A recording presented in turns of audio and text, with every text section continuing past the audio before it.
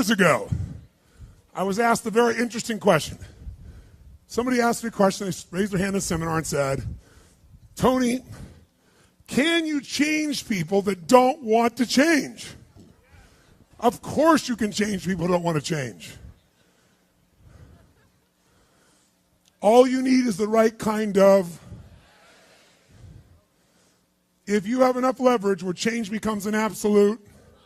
Now for some people, leverage is not even the threat of their own life. Some people would rather die than have you tell them what to do. And so that's not the leverage. The leverage for them might be something for their children. Leverage for them might be spiritual growth. All of us have a leverage point.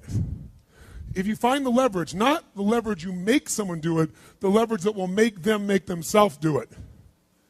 We all have some place that will get us to follow through. Now, if you get enough leverage and if you interrupt the pattern enough, how many of you ever had a pattern when you were a kid and you had like some obnoxious uncle or something and you were trying to be upset and they'd come like rub your damn head or something to make you crazy and you couldn't stay upset because they kept doing this to you? How many had this happen? Say aye. If you have enough leverage and you break someone's pattern enough times, a new pattern will show up. If you're conscious, you can create the new pattern. So the answer is yes. Now then the question would be, Tony, if all it takes is leverage, then why don't most people change? And I had a lot of answers for that, but that night, I'm a night person. That night, I'm wired up after a seminar. It's like 2 o'clock in the morning. It was December. And so I flip on the television in the back for some white noise, looking for CNN, and I come across the old Christmas classic, this Christmas Carol, right? A Dickens classic. And I see it in black and white, and I start watching the movie, and I'm remembering it from being a kid. And as I'm watching this thing, I see this man named Scrooge who clearly doesn't want to change. In fact, he's certain he doesn't need to change because what's happened is his life went through a lot of pain. And when he got pain, he looked for the source of that pain, and he said it was being close to people. So we decided is people equals pain. Remember the red squares we talked about? So now he wants to avoid people, and he's mean to people.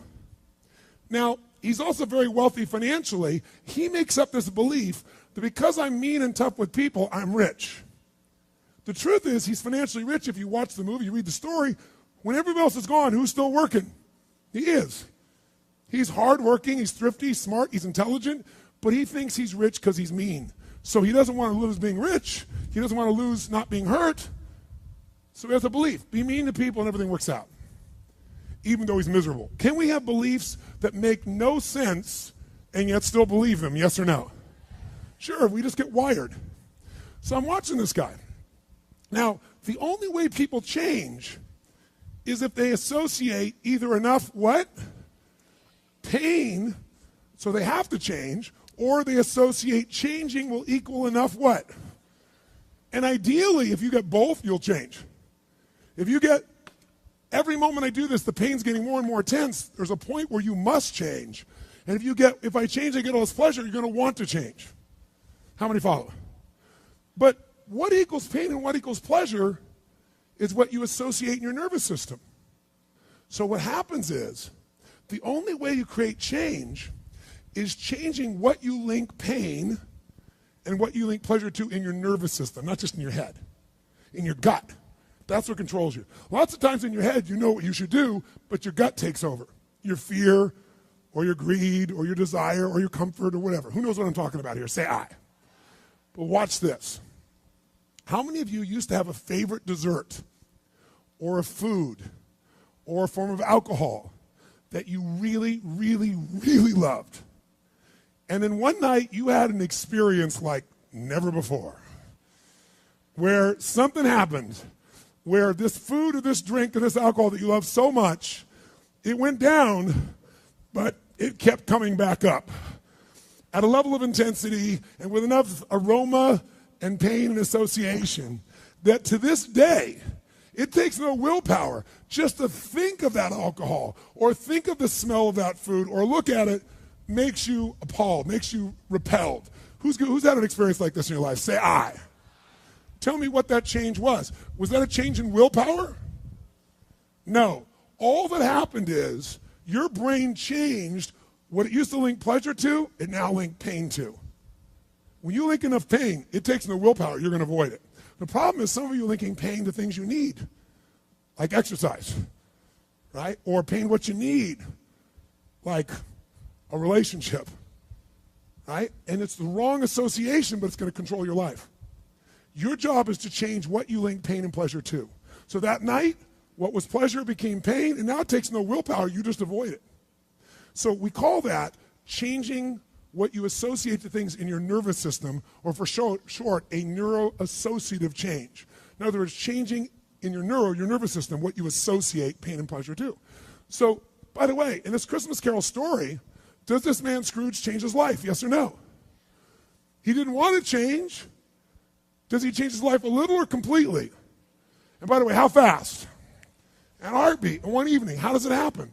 3 neuroassociative conditioning specialists show up at his house. Right?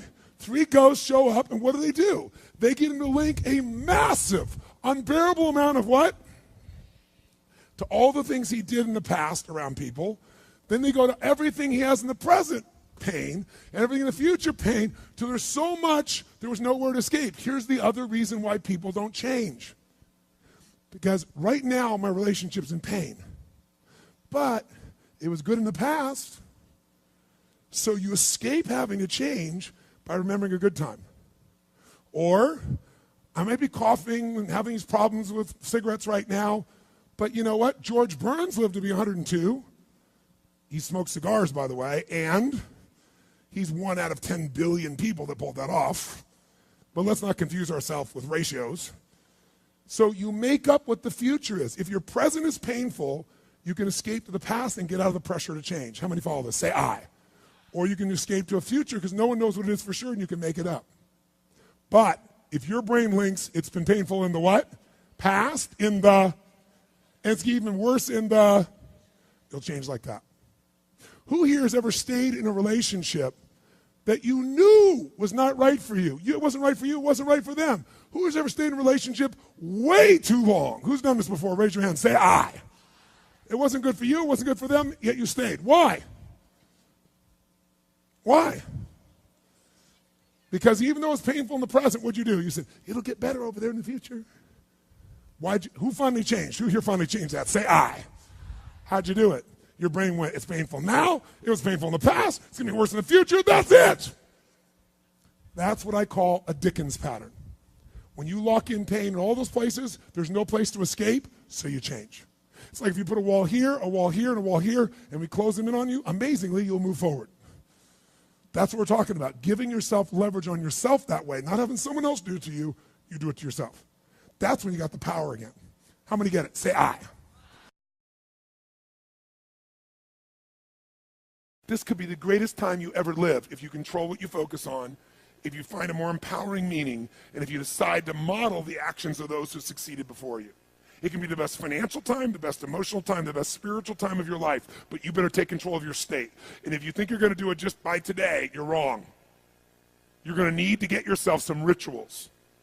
Right now, every one of you in this room is controlled by your rituals. I don't just mean this one.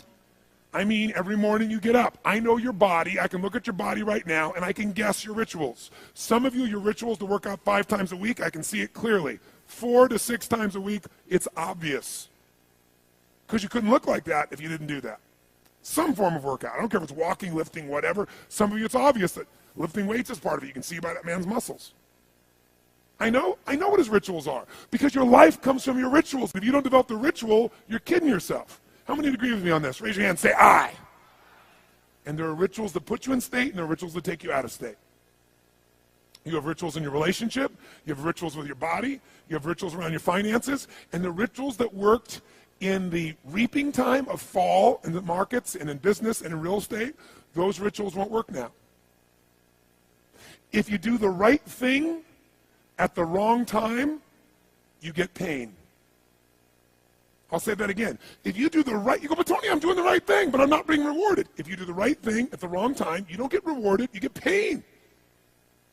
So you better do the right thing at the right time, and to do that, you better know what season you're in, and to do that, you better learn how to change your state, how to take control of your own conditioning. That's what I live for. Does this make sense to you? Yes or no? Come on, guys. Yes or no? So now it's time to train yourself to do that. I'll show you how fast it can change. Try this just for a second. I want to show you what you can do with just focus. Try this for a moment. I'm going to give you a test. Sit up in your chair with some energy. Make sure your buddy next to you is in a strong state. If otherwise, adjust their state. Come on, change their physiology, whatever they got to do. See if they're ticklish. That might help. Now do this. I want you to look around this room right now and find everything in this room that you can find that is brown as fast as you can. Look for brown, look for brown, look for brown, look for brown. Look around you, look for brown, look for brown, look for brown. Okay, close your eyes. I'm going to give you a test. With your eyes closed now, shout out loud everything you saw that was red. If you see a lot more brown right now than red, say yes. Open your eyes. Look for red now. I want you to really look for red. Look for red, look for red, look for red. Anything you can find that's red, look for red. All around you, look for red. Raise your hand if you found more red this time and say I. Why did you find more red this time? Because seek and you shall. That's right.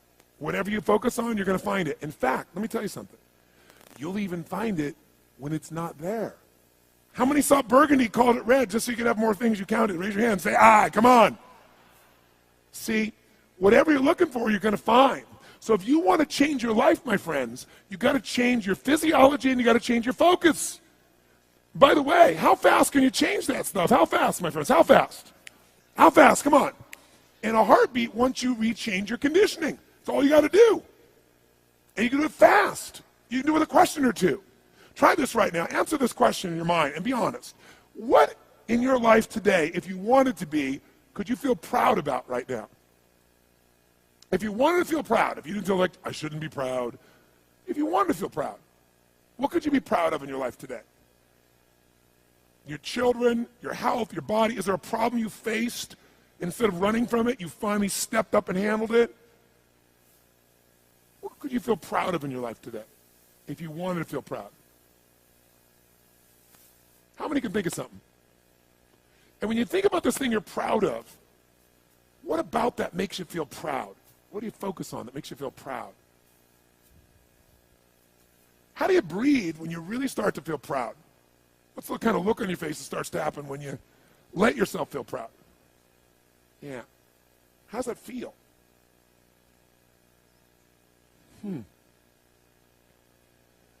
Think of another area of your life. Think of an area of your life that you're grateful for. Or if you go, I'm not grateful. If you wanted to be grateful, what's an area you could feel grateful for? What could you feel grateful for if you really wanted to feel grateful? How many can think of something you could feel grateful for? Let me see your hands. And what about that are you grateful for? What do you focus on that makes you feel grateful?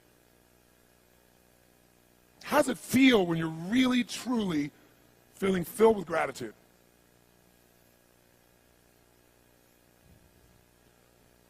Here's one.